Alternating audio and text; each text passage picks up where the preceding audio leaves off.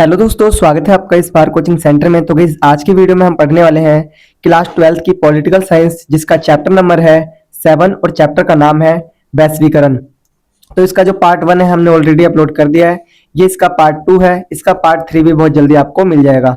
तो जो प्लेलिस्ट बनी हुई है 12th क्लास पॉलिटिकल साइंस की, उसका जो लिंक है वो इस वीडियो के डिस्क्रिप्शन में मिल जाएगा। और ये मेरा फोन नंबर है 8178988103। आप इस नंबर पर कॉल कर सकते हैं अगर आपको पीडीएफ रिलेटेड या फिर कुछ अदर इश्यूज हो रहे हो तो। ठीक है, ये सेशन जो रहने वाला है 2026 से 27 है। इससे पहले भी हमने 2025, 26, 2024 से 25 करवाया था। ठीक है, तो आप उन वीडियोस को भी वॉच कर सकते हैं। ये बुक फर्स्ट है, बुक सेकंड भी बहुत जल्दी आपकी स्टार्ट हो जाएगी। ठीक है, तो गाइज मैं आपको पहले ही बता दूं, जैसे आपको यहाँ पर पॉलिटिकल के नोट्स मिल रहे हैं, ठीक उसी प्रकार से आपको geography, history, English, Hindi, physical education के भी नोट्स प्रोवाइड करवाए जाएंगे। तो चैनल के साथ बने रहें और सीखते रहें। अभी तक आपने चैनल को सब्सक्राइब नहीं करा है तो चैनल को सब्सक्राइब कर बेल आइकन हिट कर दें, ताकि आने वाली हर वीडियो का नोटिफिकेशन आपको सबसे पहले मिल सके इजीली। तो आइए स्टार्ट करते हैं वीडियो को। तो देखिए, सबसे पहला क्वेश्चन है, 14th क्वेश्चन है, वैश्वीकरण क्या है। ठीक है, इससे पहले हमने जो पार्ट 1 करा था उसमें हमने 13 क्वेश्चन कर लिए थे, 14 क्वेश्चन हमारा रह गया था।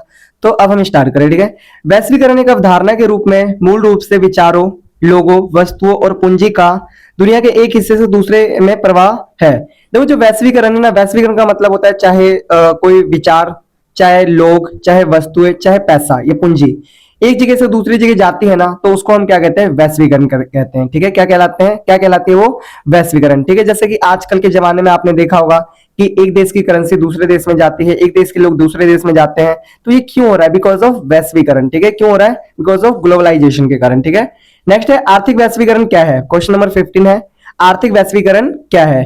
तो देखिए आंसर दिखा रखा है, आर्थिक वैश्वीकरण वह प्रक्रिया है जिसमें विश्व के विभिन्न देशों के बीच आर्थिक प्रवाह तेज हो जाता है। मतलब जो आर्थिक वैश्वीकरण क्या होता है, उसमें जो पैसे संबंधित मैटर होते हैं ना, वो ज्यादा सक्रिय हो रहते हैं। ठीक है, मतलब कि देखो बता रखा है ना कि यहाँ पर क्या होता है, आर्थिक प्रवाह बहुत ज्यादा तेज हो जाता है। मतलब एक देश दूसरे देश से कुछ चीजें परचेज करता है और कुछ चीजें सेल करता है। ये चीजें बहुत ज्यादा मात्रा में होती है, जैसे कि आज के जमाने में ये हो रहा है। ठीक है, नेक्स्ट है क्वेश्चन नंबर 16, वैश्वीकरण का राज्य पर क्या सकारात्मक प्रभाव पड़ा है। जो वैश्वीकरण है उसका जो राज्य होता है उस पर क्या सकारात्मक प्रभाव पड़ा है, तो ये आपको बताना है। आंसर देखिए बता रखा है, वैश्वीकरण से राज्य की क्षमता बढ़ी है। जो वैश्वीकरण है उसके कारण क्या है, राज्य की जो क्षमता है वो बढ़ी है। वैश्वीकरण के कारण राज्य प्रौद्योगिकी द्वारा नागरिकों के बारे में सूचना जुटा सकता है। मतलब देखो वैश्वीकरण के कारण क्या हुआ, जो राज्य की शक्ति है वो बढ़ी है। क्यों, क्योंकि अब जो राज्य होते हैं ना, जैसे देश होता है चाहे राज्य होता है, वो क्या कर सकता है कि किसी भी नागरिक के बारे में ना अधिक सूचना एकत्रित कर सकता है और उसको मिनटों में ही खोज सकता है। मतलब कि आपने देखा होगा किस कोई व्यक्ति अगर अपराधी होता है तो उसको तुरंत हम स्कैन करके पता लगा लेते हैं कि इसका आधार नंबर क्या है, पैन कार्ड नंबर क्या है, होता है ना ऐसा। तो ये क्यों हो रहा है, बिकॉज ऑफ वैश्वीकरण के कारण। ठीक है, आगे देखो दिखा रखा है क्वेश्चन नंबर 17, प्रौद्योगिकी के कारण क्या संभव हो सका है। जो प्रौद्योगिकी है, ठीक है, जो टेक्नोलॉजी है उसके कारण क्या संभव हो चुका है। तो देखिए बता रखा है, प्रौद्योगिकी में हुई तरक्की के कारण विचार, पूंजी, वस्तु और लोगों की विश्व के विभिन्न भागों में आवाजाही आसान हो गया है। मतलब कि एक जगह से दूसरी जगह जाना जो हुआ है, मतलब कि जो वैश्वीकरण हुआ होना है, जो वैश्वीकरण है वो बहुत ज्यादा अधिक मात्रा में होने लग गया, चाहे वो विचारों का हो, पूंजी का हो, वस्तु का हो या फिर लोगों का। मतलब एक जगह से दूसरी जगह जाने में लोग अब पहले से ज्यादा क्या है, इजी हो गया है। ठीक है, देखो ऐसा नहीं कि वैश्वीकरण पहले नहीं होता था, पहले भी होता था, लेकिन जो आज प्रौद्योगिकी के कारण जो वैश्वीकरण है वो बहुत ज्यादा तेज हो गया है। ठीक है,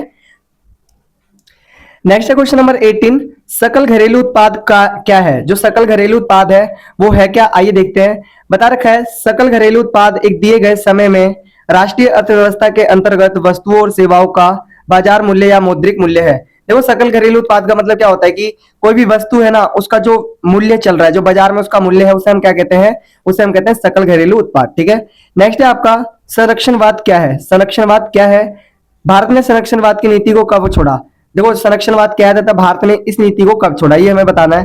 तो देखिए सबसे पहले बता रखा है संरक्षणवाद। ठीक है, वह नीति जिसमें सरकार घरेलू उद्योगों को विदेशी वस्तुओं से प्रतिस्पर्धा से बचाने के लिए आयात पर शुल्क प्रतिबंध लगाती है, संरक्षणवाद कहलाता है। देखो संरक्षणवाद वो चीजें कहलाती हैं जब जैसे कि जो देश में वस्तुएं बन रही है, ठीक है, तो उससे कोई भी प्रतिस्पर्धा ना हो, तो हम क्या करते हैं, जो आयात वाली चीजें होती है उनको रोक देते हैं या फिर उन पे अधिक मूल्य लगा देते हैं, अधिक शुल्क लगा देते हैं। तो इससे क्या होता है कि संरक्षण होता है, जो अपने देश की चीजें हैं वो अपने देश में ही बिकती हैं। ठीक है, आगे दिखा रखा है, भारत ने 1991 की नई आर्थिक नीति के तहत संरक्षणवाद की नीति को छोड़कर उदारीकरण और वैश्वीकरण की नीति अपनाई। देखो भारत ने इसको कब छोड़ा था, 1991 में। ठीक है, और भारत ने क्या अपना लिया, उदारीकरण और वैश्वीकरण को। ठीक है, आगे है क्वेश्चन नंबर 20, वामपंथी वैश्वीकरण का प्रतिरोध किन आधारों पर करते हैं, विश्लेषण कीजिए। देखो जो वामपंथी हैं वो वैश्वीकरण के लिए क्या करते हैं, मतलब कि उसके खिलाफ बोलते हैं, तो ऐसा वो क्यों करते हैं और किन आधारों पर करते हैं, ये हमें बताना है।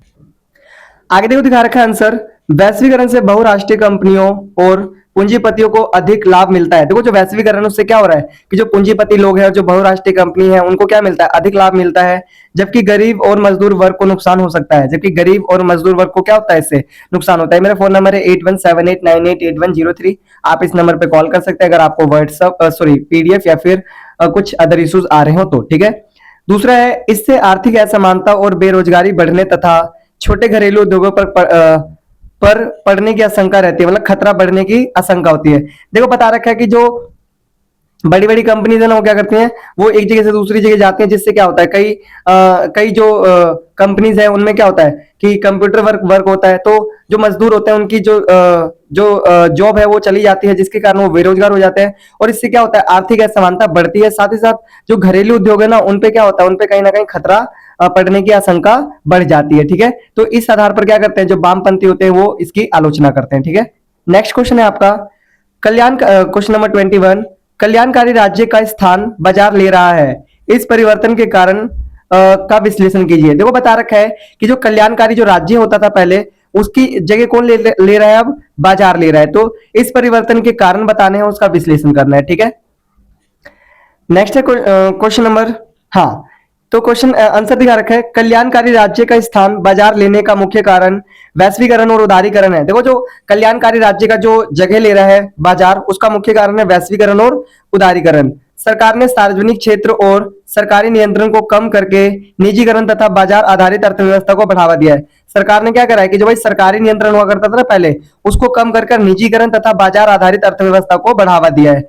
इससे शिक्षा, स्वास्थ्य और अन्य सेवाओं में निजी क्षेत्र की भूमिका बढ़ी है। इससे क्या हुआ है कि जो निजी क्षेत्र में जो भूमिका है वो किसमें बढ़ी है, क्यों, क्योंकि भाई निजी क्षेत्र में क्या होता है, सारे स्वयं का कार्य करते हैं, ठीक है। जैसे आपने पहले सुने हुए गवर्नमेंट स्कूल पहले ज्यादा हुआ करते थे, प्राइवेट कम होते थे, लेकिन अब आप देखेंगे प्राइवेट स्कूल बहुत ज्यादा हो गए। ऐसा क्यों, क्योंकि प्राइवेटाइजेशन किया जा रहा है, ठीक है। नेक्स्ट क्वेश्चन है आपका 22, वर्ल्ड सोशल फोरम क्या है तथा इसका उद्देश्य क्या है। वर्ल्ड सोशल फोरम है क्या, WSF, एंड इसका उद्देश्य क्या है। तो देखिए, वर्ल्ड सोशल फोरम वैश्वीकरण यानी WSF वैश्वीकरण के नकारात्मक प्रभाव का विरोध करने वाले सामाजिक आंदोलनों, गैर सरकारी संगठनों और नागरिक समूह का एक अंतरराष्ट्रीय मंच है। ये क्या है, एक तरीके से अंतरराष्ट्रीय मंच है। किस प्रकार का, जो वैश्वीकरण के जो दुष्प्रभाव होते हैं ना, जो वैश्वीकरण के दुष्प्रभाव होते हैं उनके खिलाफ बोलने वाला एक क्या है, अंतरराष्ट्रीय संगठन है, ठीक है। इसका उद्देश्य सामाजिक न्याय, समानता और लोकतांत्रिक अधिकारों को बढ़ावा देना तथा जनहित के अनुकूल वैश्वीकरण का समर्थन करता है। देखो जो WSF है ना, ये क्या करता है, कहीं ना कहीं जो लोकतांत्रिक अधिकार है, ठीक है, जनहित याचिका है, एक तरीके से कह सकते हो, किसी भी व्यक्ति के साथ या किसी भी देश के साथ कुछ गलत ना हो, उसके लिए क्या करते हैं, कदम उठाते हैं, ठीक है, WSF। नेक्स्ट क्वेश्चन है आपका 24th, वैश्वीकरण के आर्थिक प्रभावों का वर्णन कीजिए। भाई मोस्ट इंपोर्टेंट क्वेश्चन है, करके जाइएगा क्योंकि पेपर में आने के चांसेस 100% है, ठीक है। आंसर देखिए, वैश्वीकरण के आर्थिक प्रभाव निम्नलिखित है। जो वैश्वीकरण है उसके आर्थिक प्रभाव क्या है, निम्नलिखित है। पहला दिखा रखा है, वैश्वीकरण के कारण विदेशी निवेश में वृद्धि हुई है। जो वैश्वीकरण है उससे क्या हुआ कि जो विदेशी निवेश है उसमें क्या हुआ है, वृद्धि हुई है, ठीक है। सेकंड है आपका, वैश्वीकरण के कारण बाजार में विदेशी वस्तुओं की भरमार हुई है। जो वैश्वीकरण है उसके कारण क्या है कि जो बाजार है उसमें जो विदेशी जो वस्तु है ना, उनकी क्या हो गई है, भरमार हो गई है। भरमार का मतलब बहुत ज्यादा अधिक मात्रा में आ गई है, ठीक है, पर्याप्त मात्रा में। नेक्स्ट है तीसरा, वैश्वीकरण के कारण संपूर्ण विश्व में व्यापार में वृद्धि हुई है। जो वैश्वीकरण है उसके कारण क्या हुआ है कि जो पूरा विश्व है उसमें क्या हुई है, वृद्धि हुई है, ठीक है। चौथा दिखा रखा है, वैश्वीकरण के कारण पूंजी की आवाजाही में वृद्धि हुई है। जो वैश्वीकरण है उसके कारण क्या हुआ, जो पूंजी की आवाजाही है उसमें भी बहुत ज्यादा वृद्धि हुई है, अधिक हुई है, ठीक है। आगे पांचवा है, वैश्वीकरण के कारण छोटे उद्योगपतियों और श्रमिकों पर इसका बुरा प्रभाव पड़ा है। देखो वैश्वीकरण के क्या हुआ है, वैश्वीकरण के कारण क्या हुआ है कि जो छोटे उद्योगपति थे और जो श्रमिक थे उन पे क्या हुआ है, इसका बुरा प्रभाव पड़ा है, ठीक है। तो ये इसके आर्थिक प्रभाव है। आप अगर पेपर में आए तो प्लीज लिख दीजिएगा। इसी में अगर आप इतना ही लिख देंगे और निष्कर्ष डाल देंगे तो आपको कहीं ना कहीं पूरे के जैसे 4 नंबर का आएगा तो 4 मिलेंगे, 6 का आएगा तो 6 मिलेंगे, ठीक है। क्वेश्चन नंबर 25 है, वैश्वीकरण के सांस्कृतिक परिणामों की व्याख्या कीजिए, ठीक है। तो वैश्वीकरण के यहाँ पर आपको बताने सांस्कृतिक प्रभाव, ठीक है।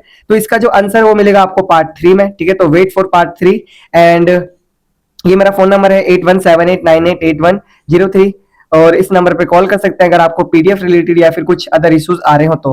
और गाइज मैं बता दूं आपको अभी से चैनल सब्सक्राइब कर ले, क्योंकि आने वाले टाइम में और भी बेहतरीन तरीके से यहाँ पर आपको वीडियोस करवाई जाएंगी। तो मिलते हैं फिर नेक्स्ट वीडियो में, तब तक के लिए टाटा बाय बाय, जय हिंद जय भारत।